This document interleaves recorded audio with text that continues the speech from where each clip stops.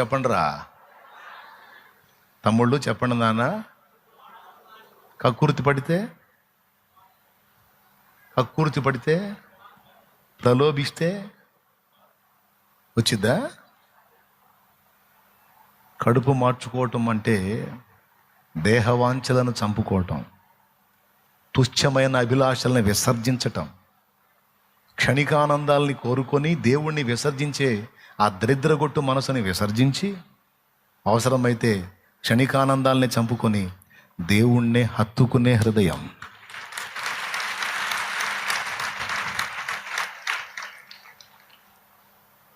ఎవరిని హత్తుకునే హృదయం? అది కావాలి.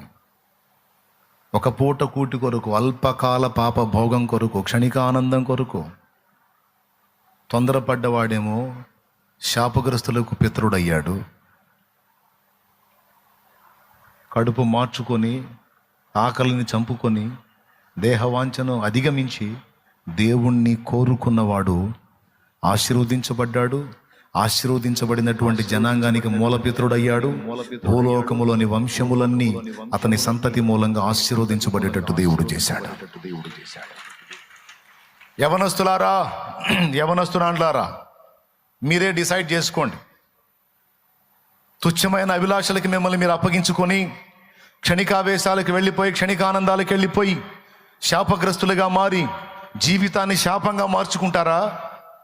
లేకపోతే పరిశుద్ధులకు తగిన జీవితాన్ని కలిగి ఉండి పవిత్రతను సాధన చేస్తూ దేవుని యందు భయభక్తులు కలిగి నీతి నియమాలు కలిగి దేవుని ఎదుట క్రమమైన రీతిలో నిలిచి గెలిచి కుటుంబానికి, సమాజానికి, సంఘానికి దీవెనకరమైన సాక్షులు అవుతారా? నిర్ణయం మీదే. ఒకవేళ నువ్వు నీతి నియమాలతో ప్రయాణం చేస్తే వెంటనే చిటికలో నీ కార్యాలు జరగకపోవచ్చు.